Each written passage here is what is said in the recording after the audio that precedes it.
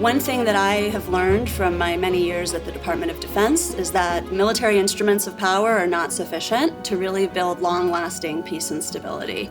The importance of trade, of economic development, of people-to-people ties is so essential to what we think of as an enduring or a lasting peace. In September 2020, the world saw what had been years, decades in the making. Landmark peace agreements dubbed the Abraham Accords, normalizing relations between Israel and two Arabian Gulf states, the United Arab Emirates and the Kingdom of Bahrain. Later in December, they were joined by the Kingdom of Morocco. 5 years later, AJC is pulling back the curtain to meet key individuals who built the trust that led to these breakthroughs and build bonds that would last. Introducing the Architects of Peace. It has been 5 years since Israel, the United Arab Emirates, and Bahrain signed the Abraham Accords on the south lawn of the White House. In those 5 years, Russia invaded Ukraine, sparking a massive refugee crisis.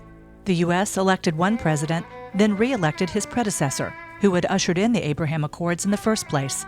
And amid news that Saudi Arabia might be next to join the Accords, the Hamas terror group breached the border between Israel and Gaza, murdered more than 1,200 people, and kidnapped 251 more.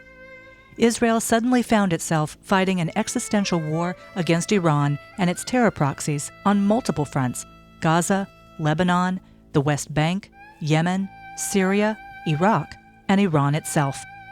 At the same time, Israel also fought a worldwide war of public opinion, as Hamas elevated the death toll in Gaza by using Palestinian civilians as human shields, and activists waged a war of disinformation on social media that turned international public perception against the Jewish state. Through it all, the Abraham Accords held. There are those who work hard to undermine what we are doing. And this is where many question, how come the UAE is still part of the Abraham Accord? Dr. Ali Rashid Al-Nuami is a leading parliamentarian and educator in the United Arab Emirates. He has served as the Chancellor of the United Arab Emirates University and the Chairman of the Abu Dhabi Department of Education and Knowledge. He currently serves as the Chairman of the International Steering Board of Hidayah, the International Center of Excellence for Countering Extremism and Violent Extremism. The center is based in Abu Dhabi. He was one of the first to go on Israeli and Arab media to talk to the general public about the Abraham Accords, and was known for correcting news anchors and other interview subjects that the UAE had not simply agreed to live in peace with the Jewish state, it had agreed to actively engage with the Israeli people. We saw the importance of engaging with both sides. We saw the importance of talking to the Israeli general public. We saw the importance of dialogue with the government in Israel, the Knesset, the NGO, the academician, businessmen. That engagement started almost immediately with flights back and forth, musical collaborations, culinary exchanges, academic partnerships, business arrangements, much of which came to a halt on October 7, 2023. But that simply meant the nature of the engagement changed. Since the start of the Israel-Hamas war, the UAE has provided extensive humanitarian aid to Gaza, delivering more than 100,000 tons of food, medical supplies, tents, and clothing by land, air, and sea, about 46% of the total assistance that entered Gaza. It established 6 desalination plants with a combined capacity of 2 million gallons per day. And in addition to operating field and floating hospitals that treated 73,000 patients, the UAE also provided 5 ambulances, facilitated a polio vaccination campaign, and evacuated 2,785 patients for treatment in the UAE. From Dr. Al-Nuami's point of view, the Abraham Accords made all of that humanitarian aid possible. This is why we're able to have these hospitals in Gaza. We were able to do these water installation for the Palestinian, and we did so many things because there is a trust between us and the Israeli that they allowed us to go and serve the Palestinian people in Gaza. So there were so many challenges, but because we have the right leadership, who have the courage to make the right decision, who believe in the Abraham Accord principles and the vision, and who's working hard to transform the region. where everyone will enjoy security, stability, and prosperity without, excluding anyone. Why the UAE didn't pull out of the Abraham Accord? And my answer is this.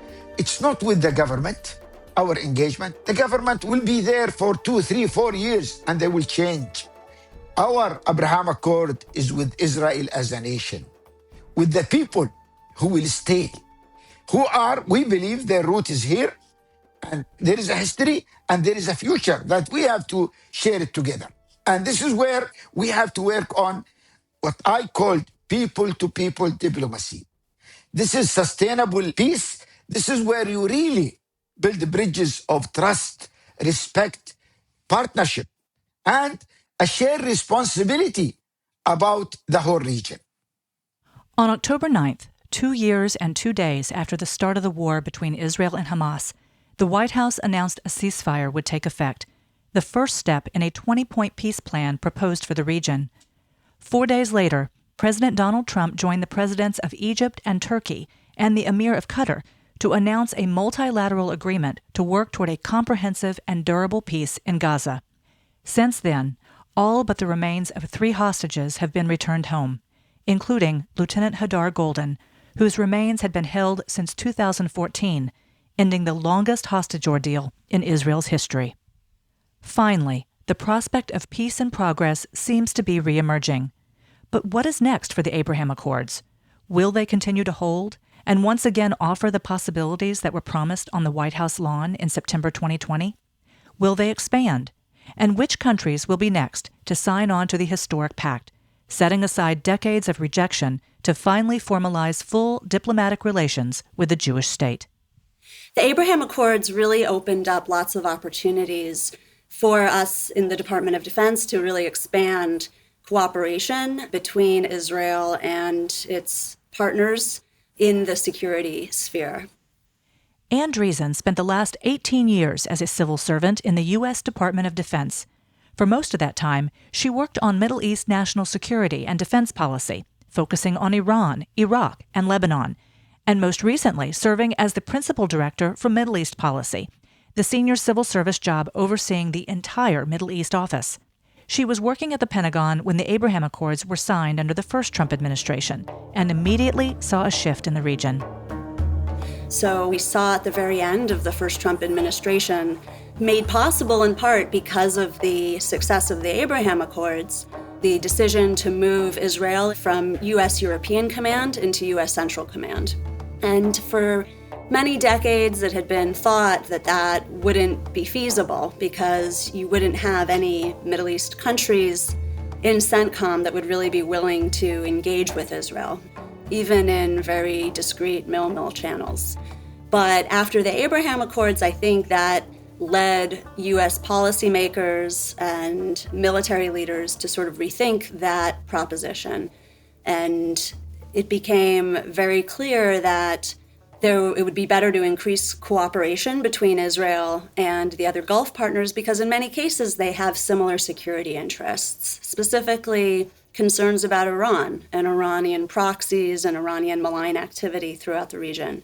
And so I think the Abraham Accords was one item that sort of laid the groundwork and really enabled and encouraged us to think creatively about ways in which we could, in the security and defense sphere, improve cooperation between Israel and other partners in the region. But sustaining peace in the region is more than a matter of maintaining security. Making sure young people can fulfill their dreams, make a contribution, build relationships and friendships across borders, and transcend religion and ideologies. Even those in the security sphere know those are the necessary ingredients for peace and prosperity across the region.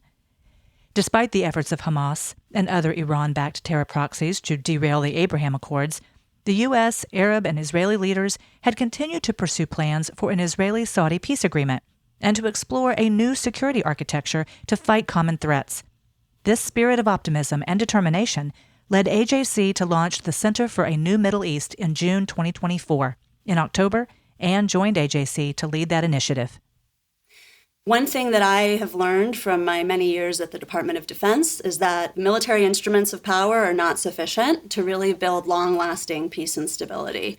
There are The importance of trade, of economic development, of people-to-people ties is so essential to what we think of as an enduring or a lasting peace. And so at AJC, we're actually focused on those aspects of trying to advance normalization, really trying to put more meat on the bones in the case of where we already have agreements in place. So for example, with Jordan, Egypt, Bahrain, the UAE, and Morocco, trying to really build out what more can be done in terms of building economic ties, building people-to-people ties, and advancing those agreements.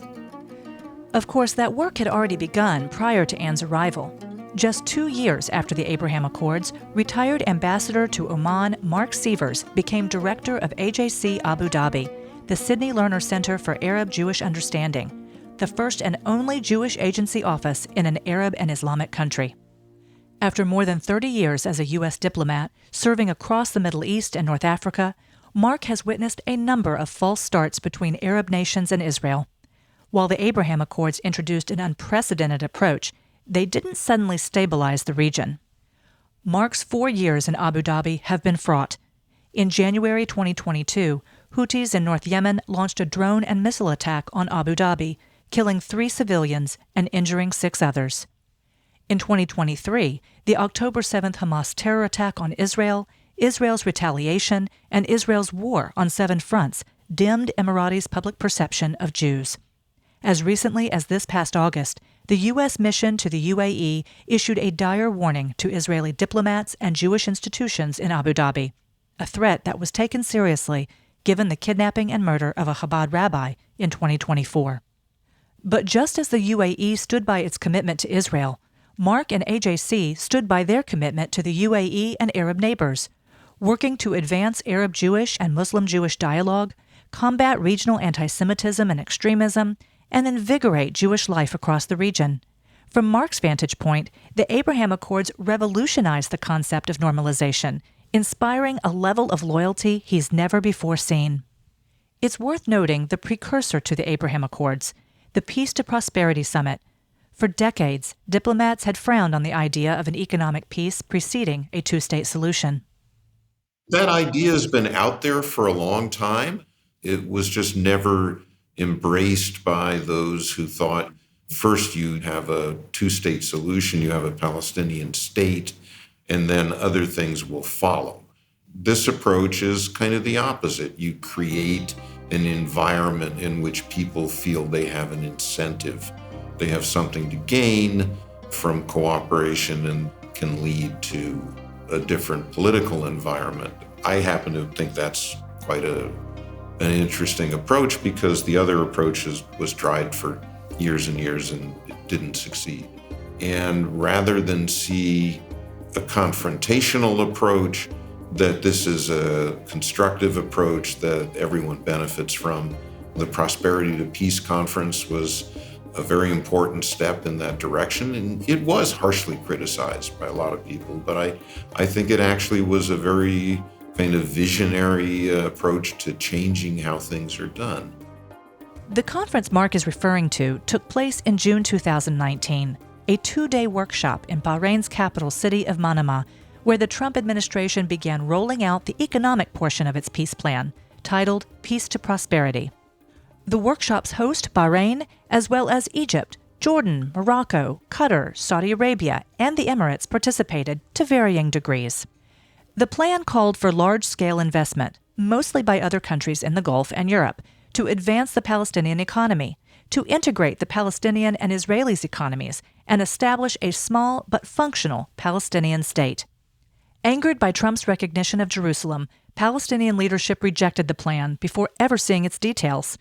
But as former U.S. Ambassador to Israel David Friedman pointed out in an earlier episode of this series, that was expected. The plan enabled Israel to demonstrate that it was open to cooperation. It enabled the Trump administration to illustrate the opportunities missed if countries in the region continued to let Palestinian leadership call the shots. It was economic diplomacy at its finest, and it worked. Benjamin Rogers, AJC's Director for Middle East and North Africa Initiatives, who also serves as Deputy Director of the Center for a New Middle East, said the center has focused heavily on expanding private sector engagement. Israelis and Arab entrepreneurs have quietly traveled to the U.S. as part of the center's budding business collectives. So people who are focused on medtech, people who are focused on agritech, people who are focused on tourism. And what we do is we say, hey, we want to talk about the Middle East. No, we do not want to talk about violence. No, we don't want to talk about death and destruction. Not because these issues are not important, but because we're here today to talk about innovation. And we're here to talk about the next generation and what can we do. And when you say like food security, for example, how can Israelis and Arabs work together in a way that helps provide more food for the entire world? That's powerful. How can the Israelis and Arabs working together with the United States help combat cancer, help find solutions to new diseases? If you really want to get at the essence, what is the essence of the Abraham Accords? It's the ability to do better and work together. And your average person on the street, that's meaningful. And so one of the initiatives is, hey, let's bring together these innovators, these business leaders, private sector, and let's showcase to Arabs, Israelis, non-Jewish community, what the Middle East can be about. People-to-people connections. That's what AJC has done for decades, traveling to the region since 1950 to build bridges and relationships. But providing a platform to help facilitate business ventures, that's a new strategy, which is why AJC partnered with Blue Laurel Advisors. The firm has offices in Tel Aviv, Dubai, and Washington, D.C.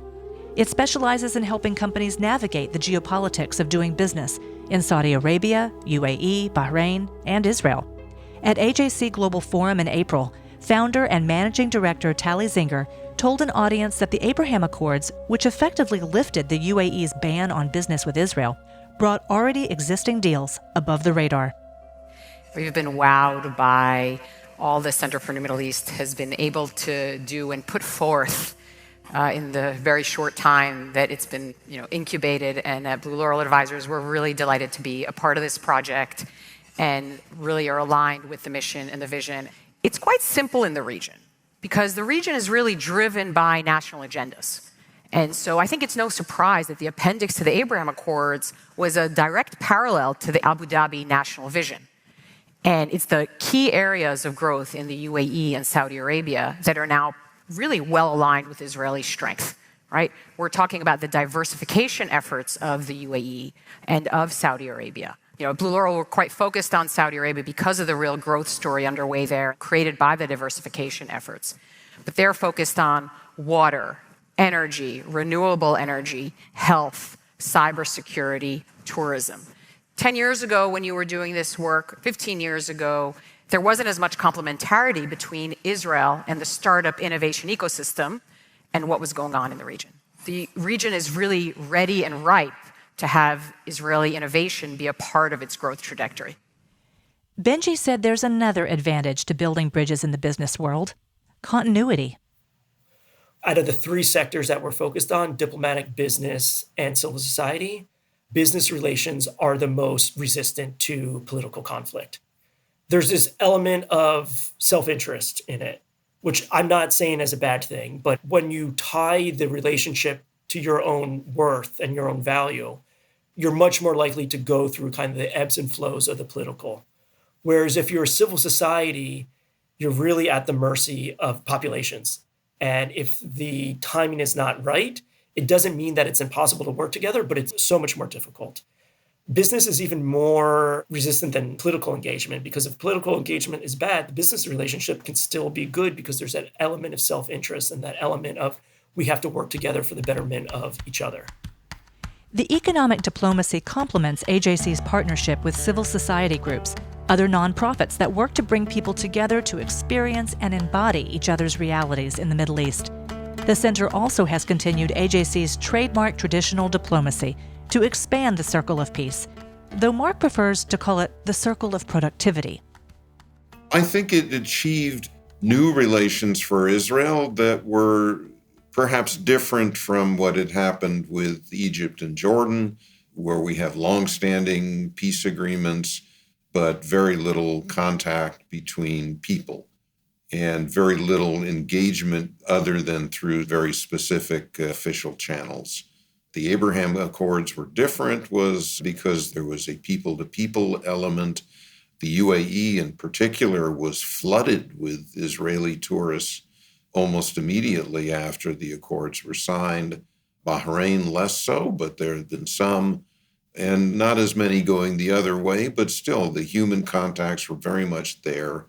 And I think it was also building on this idea that economic engagement, joint partnerships, investment build a kind of circle of productive relations that gradually, hopefully, expand and include broader parts of the region or the world that have been either in conflict with Israel or have refused to recognize Israel as a sovereign Jewish state.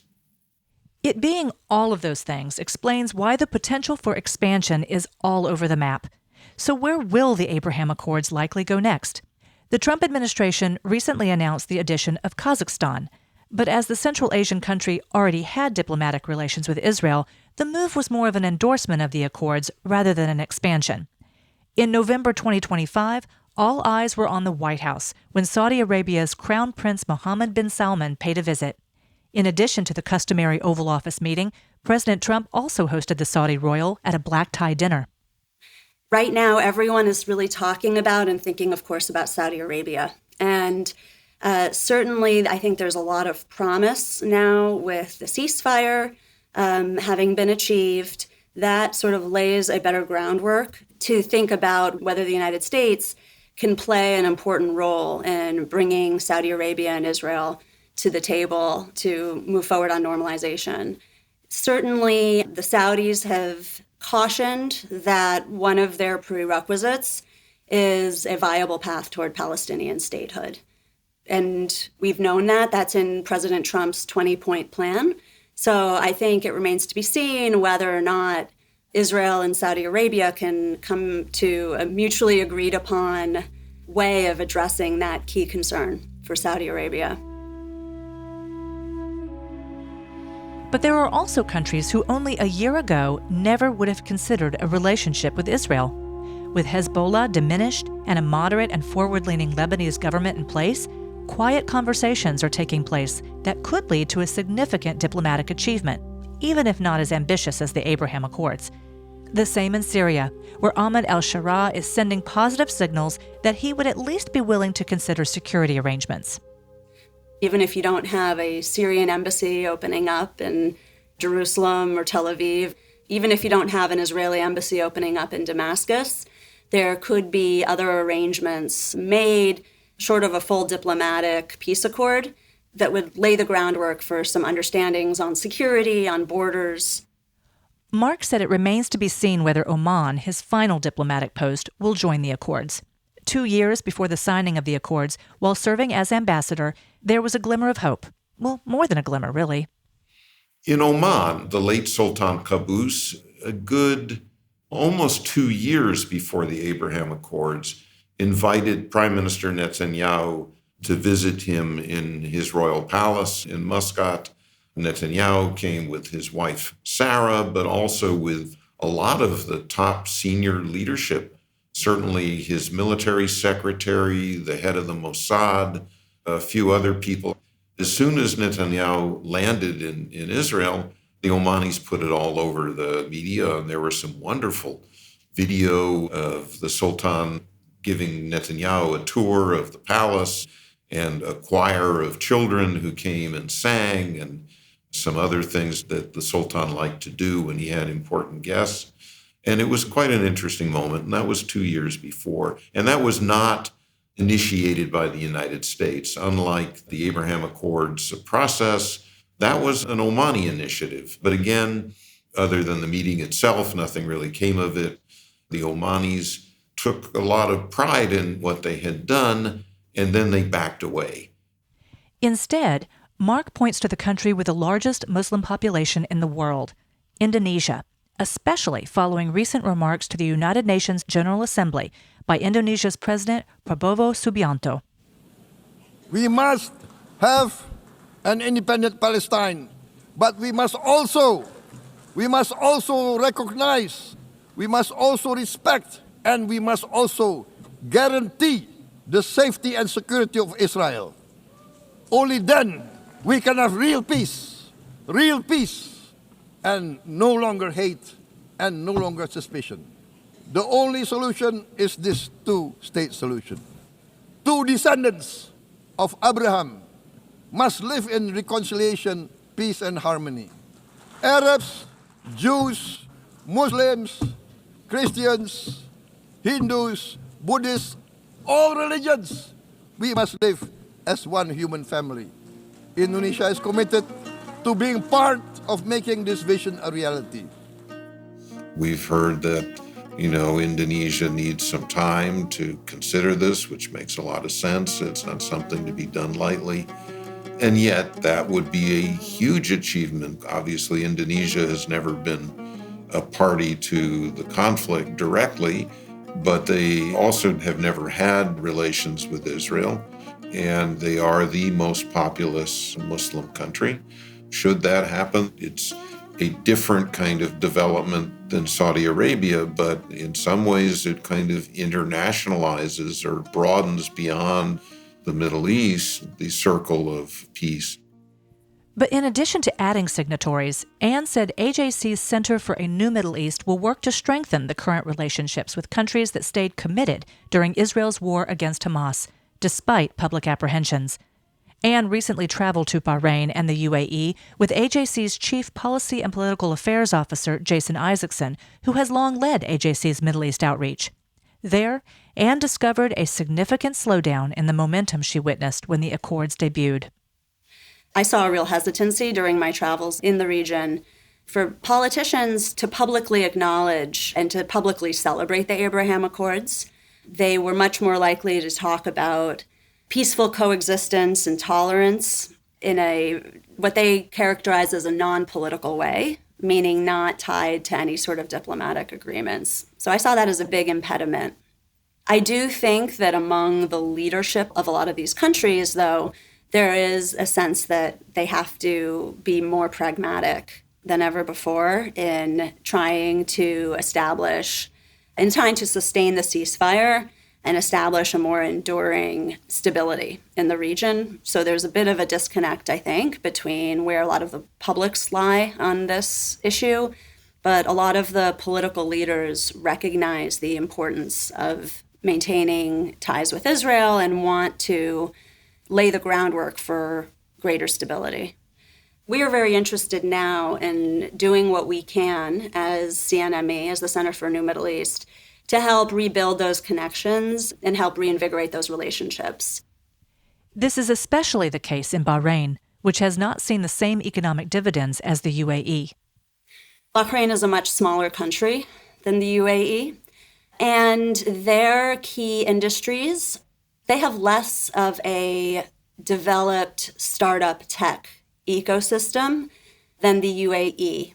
And frankly, many of Bahrain's sectors don't overlap as neatly with some of Israel's emerging tech sectors, as is the case with the UAE. So for example, Bahrain is very heavy on steel and aluminum manufacturing, on logistics. Manufacturing is a big part of the sector. Israeli tech doesn't really, in general, provide that many jobs in that type of sector. Tourism is another area where Bahrain is trying to develop as a top priority. This obviously was really challenged during the Abraham Accords, especially when direct flights stopped over Gulf Air. So, tourism was not a natural one, especially after October 7th. Bahrain has really prioritized training their youth workforce to be able to take on jobs in IT and financial services. And this is one area we want to look into more and see what can be done. Bahrain is really prioritizing trying to build relationships in areas that can provide jobs to some of their youth. It is not as wealthy a country as the UAE, but it has a very educated young workforce. Again, fulfilling dreams, giving youth an opportunity to contribute, that's the necessary narrative to make the Abraham Accords a success.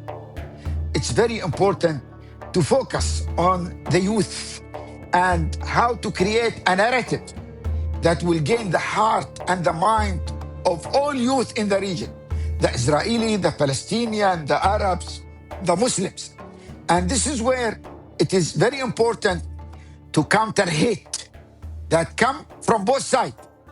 Unfortunately, we still see some hate narrative that come from those far-right extremists who serve the extremists on the Arab side, take advantage of what they are saying, what they are doing. From the beginning, I convey this message to many Israeli. Please don't put the Palestinian people in one basket with Hamas. Because if you do so, you will be serving Hamas. Hamas will take advantage of that. This is where it's very important to show the Palestinian people that we care about them. We see them as a human being. We want a better future for them. We want to end their suffering. We want them to fulfill their dream within the region where everybody will feel safe, will feel respected, and that we all will live as neighbors, caring about each other's security and peace. We have to engage, have a dialogue, show others that we care about them, and try to empower all those who believe in peace, who believe that Israeli and Palestinian have to live together in peace and harmony. And it will take time, yes, but we don't have other option. But Dr. Al-Nuami emphasizes that it can't be just a dialogue. It must be a conversation that includes the American voice. The UAE has been clear with the Israeli public on 2 occasions that attempts by Israel to unilaterally annex the West Bank would be a red line for the relationship between their 2 countries.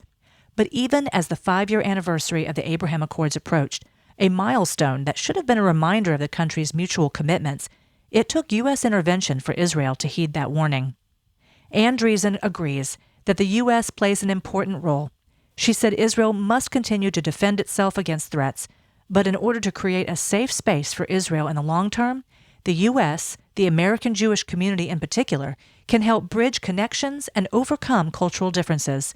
That will keep the accords moving in the right direction. I believe many Arab and Muslim leaders are eager to join it, but they have to do their internal calculation within their people. We have to help them, not only us, but the Israeli.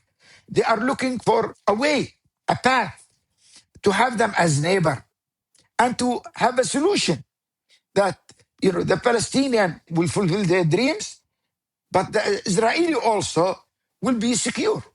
I think having such a narrative that will take us to the next level by bringing other Arab countries and Muslim countries to join the Abraham Accord. Thank you for listening. Atara Lakritz is our producer. TK Broderick is our sound engineer. Special thanks to Jason Isaacson, Sean Savage, and the entire AJC team for making this series possible. You can subscribe to Architects of Peace on Apple Podcasts, Spotify, or wherever you listen to podcasts. And you can learn more at ajc.org/Architects of Peace. The views and opinions of our guests don't necessarily reflect the positions of AJC. You can reach us at podcasts@ajc.org. If you've enjoyed this episode, please be sure to spread the word and hop onto Apple Podcasts or Spotify to rate us and write a review to help more listeners find us.